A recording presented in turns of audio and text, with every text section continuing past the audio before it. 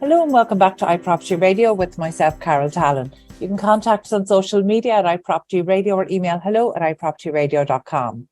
In the PropTech hot seat today is Sebastian Schuon, who is the co-founder and CEO of Alasco, and joining him is Sarah Geiger, whose role is as head of international. Sebastian and Sarah, you're both very welcome. Thank you for joining us today. Thank you very much for having us. Thank you.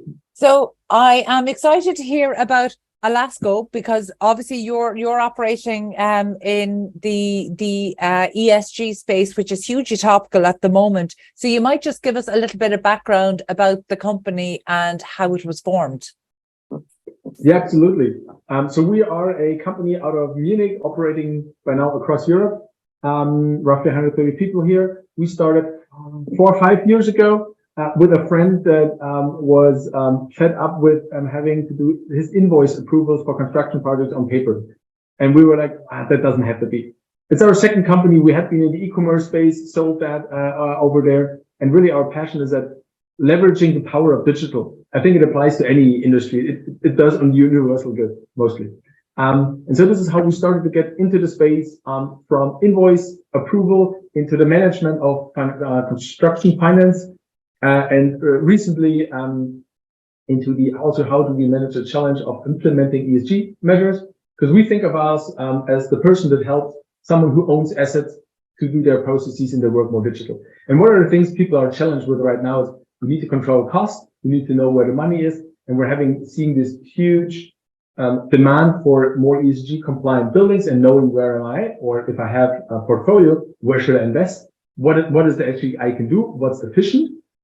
So this is where we help people, and really part of our vision is that we are able to connect cost and finances with sustainability, because we believe you need to do balanced decisions in the future, or actually today, because this makes for the very best decisions. You need to optimize for both criteria, and this is not an easy job, and this is where we help, and we think technology can help. I agree, technology can help. You know, and sometimes just before we started recording, you know, I talked to you about sometimes that there's a tendency for us to move ahead, forgetting that not everybody in the industry has come along on the journey. So let's take us back a step. You know, why is digitalization so fundamental to the future of real estate? Yeah, I think it all comes back. When we started, there was this study by McKinsey that said, how is the productivity per industry? And everyone knows that in our industry, the construction real estate has sort of a flatline, and everyone's taken off.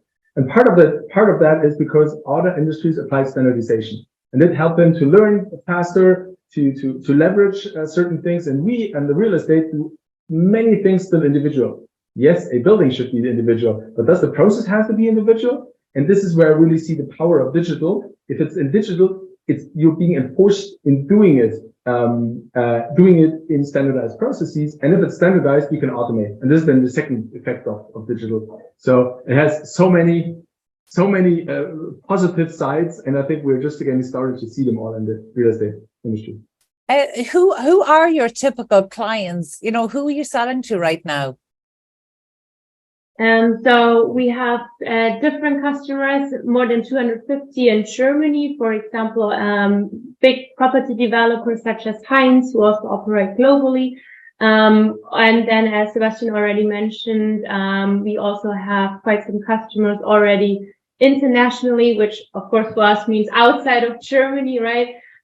So quite some customers in the UK, but also France, Italy, Spain, basically all across Europe.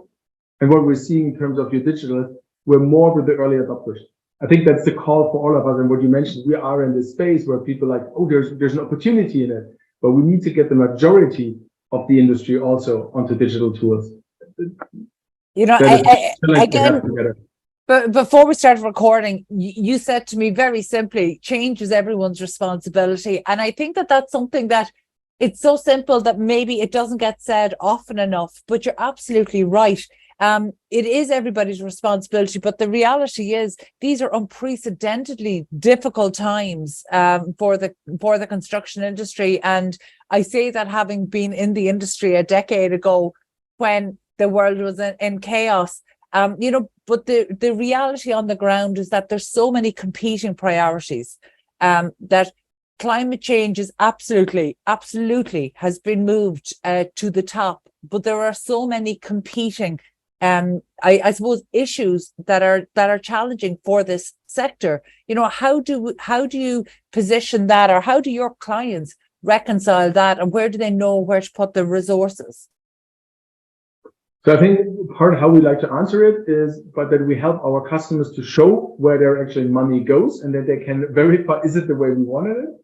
But coming to your point also, this is our joint responsibility. I think we all in the ecosystem should think about what's a solution or a set of solutions that can help the customer, basically, right? I mean, these days we're saying we're really good at that part, but for that other part, we can recommend you ABC, and this is how we could work together, so that we think as a prop tech universe, not in we're alone in selling our product, but we have to do it together. And there's people good at that and people good at that, and we happen to be good at financial management and ESG, but we're maybe not good at, I don't know, planning permit software or whatever it needed.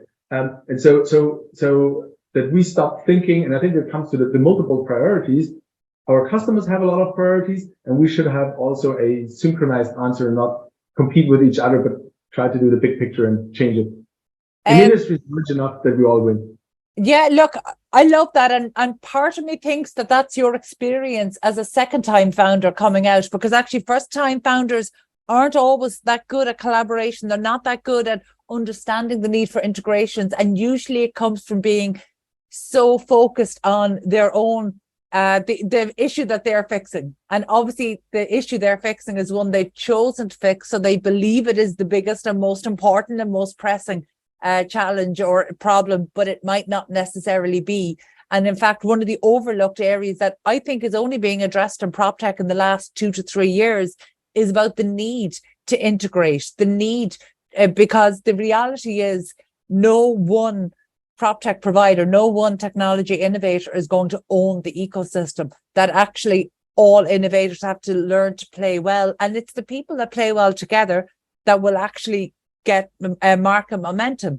But how are you finding when you go into the marketplace looking for good innovators that you can actually integrate with? Like, how receptive are the service providers that are out there right now?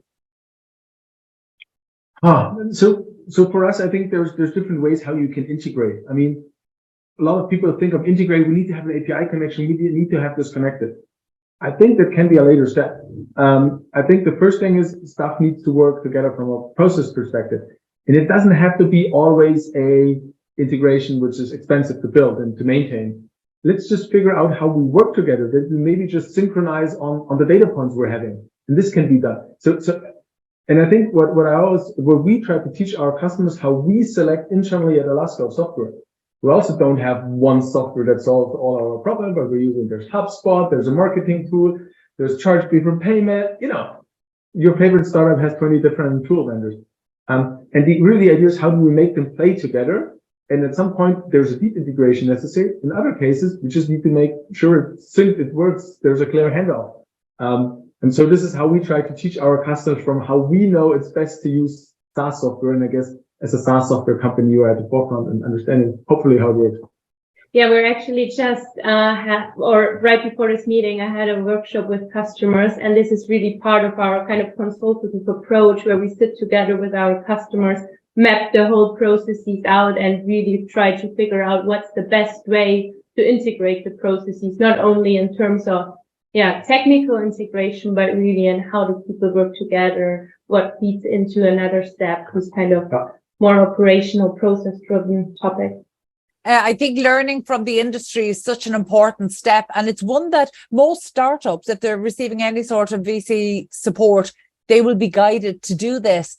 And I think after a number of years, they almost forget to go back to the marketplace and continue asking those questions and continue listening. And yet that's where the seeds of the next iteration of your service is going to come from. So that's really interesting that you're doing that. And obviously we've just come through a period of huge change in terms of the pandemic and pandemic response. So what kind of insights are you getting when you talk to customers? So I think what, for example, for us, how we actually got to what our product offering today is by listening, or being there. So, I mean, we started with invoice approval and it got to financial controlling because people said, nice that I can control an invoice, but I want to know what's important. Our integration and our foray into sustainability was driven by customers saying, yes, this is what concerns me most right now. And how great would it be if it's combined? And so this is, I think, what it's good to develop a company and be laser focused on who we are building with for. In our case, people that own assets or build assets, and then look what's on their agenda. And I think what right now is an interesting but complicated phase, because there is, what I can at least say from I've lived with, unprecedented amount of uncertainty. People just don't know what's happening. It could go either way easily. And so we feel people right now just want to pause on certain things and wait it out for another few, I don't know, weeks, months. So this is the strongest concern. On the one hand, we're here, and the other one is we need to now manage what we have. So we have a lot of these projects going on, and we need to make sure they end where they were planned and not we're running over cost. And the other thing, obviously, how do we, the project we're running right now, how do we meet in the future sustainability standards where we are not 100% sure what the criteria will be, because it's so fast, it's so changing. A few years ago, it was, we didn't have the EU Green Deal, and now it's there, and well, it's building. Let's drill down into some of those uncertainties, because across your 250 plus client base, you're working across a number of geographic locations. Are there commonalities there between the uncertainties? Because I know what uncertainties developers and contractors in the Irish and UK marketplace are facing. Taking a broader look, what uncertainties are playing out for your clients? Well, I think what we really see is that most of the uncertainties really across Europe, probably across the globe, are more or less the same. Of course, there are always different nuances in the different countries, but the big picture really stays the same in Europe. And what we can really help them with our tool is to kind of decrease the uncertainty by really enabling them with real-time data and creating more transparency and data they can rely on, so that at least those things that can be controlled, they have proper control about it. Very good. And just in terms of those headline uncertainties, is there an order to the priority? So, for example, we know that sustainability has really come to the fore. While the conversation has been happening for a decade, the priorities really changed when capital started to become a driver. So what we've seen, certainly in the Irish marketplace, and I don't know what it's like in the German marketplace, but certainly regulation wasn't the driver, capital was. For sustainability. So I'd be interested to hear your perspective. Like, what are the drivers that you're finding from your clients? So I think around sustainability, it's a couple things. It's capital coming with regulation. I think that's what we're seeing, right? I mean, this is what the governments understood. To make that change, they needed to regulate financial institutions, that they have to disclose certain things, and so this is under ESG, on the sustainability front. This is the big topic. This year, it's the first time that capital market participants in Europe have to report. And so everyone is scrambling. How do we do that? It really depends on the type of the customer. Some of them, for them, it's important which assets do you actually have, and we organize this in their company, that there's a structured process. Other ones are much more ahead, and they want to tweak, how do we best allocate capital? So these are things we support them, but it's a wide range that were happening. And what we overall see with challenges, the larger the companies is, the more resilient they seem to be. There has been a lot of development with more speculative development. Often smaller companies, they are struggling more than the bigger projects. And for the bigger project, it's about, let's complete what we did. They're looking at much larger time horizons than other developments. And yeah, but really it's the same here in Germany, across Europe, what we're seeing. The financing, the capital, the access to capital, I mean, everyone sees that capital costs are rising, right? That's the prominent thing for everyone. And now you're looking, what's the easiest way to get this down? And this is where really having sustainable, that you get premiums or better rates if you're doing sustainable development. So this is one of the solutions people employ to deal with the increased interest rate. Over the last 5 years, 4 to 5 years that you've been in operation, are you finding the sales pitch essentially has changed? So why, not even around your offering evolving, but why people are coming to you, what's important to them? Is it the same reason they're coming to you today as they were 4 years ago? I guess I have to take this because I think people get more experienced and knowledgeable about software. The core reasons being the same: we have to manage a lot of people in our company. There's a lot of external parties involved. That doesn't work. We need a solution. So I think this stays all the same. I think people are getting better to understand the value of software, and that you just don't buy software, but it's a change management. And this is much appreciated, because this is how we can really help our customers to create a lot of the value, is that you just don't buy the software from the shelf and now you have it and everything is good. You need to do the changes, you need to implement it, you need to have people working in it. And I think that people are seeing more the value of software. That's the difference I'm seeing. There's a huge piece of work, or a huge body of work there around establishing best practices, and benchmarking has been done perhaps better in the construction industry than, say, in the real estate and real estate management side of it. So does Elasco have a role to play here? Like, can you actually work with companies and not just to meet benchmarks, but actually to help to set them, to kind of take a leadership position here? I can do. So really what's interesting is, why didn't we have benchmarks before? And there's two basically reasons I've always seen. One is accessibility data.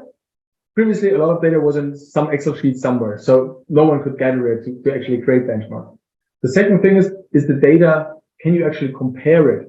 Because if you have a different definition of what, I don't know, tenant improvement for that place, if it needs to be the same definition as a benchmark, doesn't make sense. And so this is where we're driving it. This is also when I talked previously about standardization. This is the power. If we get this in the same format, easily accessible, we can start building benchmarks. And right now we offer this within our customer base, so customers can benchmark across their projects. And we're looking to bring this in a way that's helpful for the community and doesn't expose the individual. That we get to those benchmarks, but we also need to respect the privacy or the secrecy or, the individual. So this is something we're working on. And I think there's a huge opportunity that we all learn what's good, and then we can all look up to what's good and manage to work out. The stage of digital transformation across construction and real estate, we've seen it from other sectors like manufacturing. We're at the stage that the early adopters, they're far ahead, but actually the gap between those who are embracing technology and doing it well and for all the right reasons, and those who aren't, that gap is becoming so wide. Are we in danger of, whether it's through regulatory challenges or otherwise, are we in danger that people or companies who aren't really moving ahead on their digital transformation journey, is there a danger that they'll be left behind and they won't be in a position to do that? I wish it wasn't, but I think it's so. I mean, the last few years, you couldn't really go wrong in real estate or in development. And I think it will be harder. It will be more competitive going forward. And you need to think about, what's my edge? How am I better? And really, I think digital is one of the, if not the solution to that, because you want to better decisions. You want to know it's maybe based on data. It's how fast am I in the decision? If you get a proposal on your desk today, and if you are within minutes, be able to tell, hop or top, you could have the deal. And if it takes you, because you have also, different ways of getting there, take 2 weeks, it's gone. So I think there is this real danger happening. And I'm really happy for big logos being public about that they are digital, because this helps the mass to move. But Sarah. Yeah, maybe one thing here to add is also that, like, we see it everywhere in all the different countries, right? That it's really a shortage of talents. And when you think about somebody who's coming freshly from uni, does they rather want to work for a company with a digital solution or paper and pen based? So I think really looking into the future, it's also very important for the companies to become more digital and really offer those cool digital solutions for the new joiners, for their talents they're looking for. And it's not only getting talent, it's also a safeguard for companies that talent moves much more than it used to be. And if you're working in a digital tool, some of the knowledge is retained in the tool and not only in the person. So people switch. I mean, we noticed from our customers how thankful for Alaska you don't need training, you can start right away. And they're so thankful that people can, continue the work, because the construction site needs to be running. And we even have customers that sold their project alongside their Alaska account. So there's a continuity in the whole thing. And so I think that's another reason why digital tooling is really helpful in this new environment. Yeah, I think it's become particularly challenging actually in the current skills shortage and labour shortage that we have across different sectors, that to become the employer brand of choice, there's huge competition for that. But one of the things I realised over the past decade or more is that people outside of the industry don't understand just how competitive it is within how competitive developers are, how competitive construction contractors are. The people in this industry want to be perceived as delivering the best places, the best buildings, the best tenant experience, the best public realm. There's a very strong level of competition here that sometimes isn't known outside of the industry. And to me, that's a really powerful driver of change. They want to be first in the technology. There is that fear of missing out. They do want to lead the charge. Has that been an advantage to you and the team in Alesco when you're going out into the marketplace? Yeah. For sure. Like, we actually had customers coming to us saying, "Hey, we've heard that our competitor is using you. Can we see the solution?" And I think we can use this to our advantage to help digitizing. This FOMO this fear of missing out can be the driver that people take the risk basically, or take the jump and feel out, is this also a solution for us? This is why we also work with customers to produce customer success stories, so that important logos where they look up to, or they tell their story, and then potentially they see, oh, maybe that's something we should be trying out to. Very good. One thing I've seen quite a lot in the Irish and UK marketplace is people love to buy in solutions. Now, as somebody who supports kind of homegrown talent and startups, that can be frustrating. But actually, we've seen this. The bigger developers, they like to essentially bring innovation into Ireland or into the UK that isn't there already. So are you guys operating in the Irish and UK market at this stage? Yeah. We actually do have a office in London.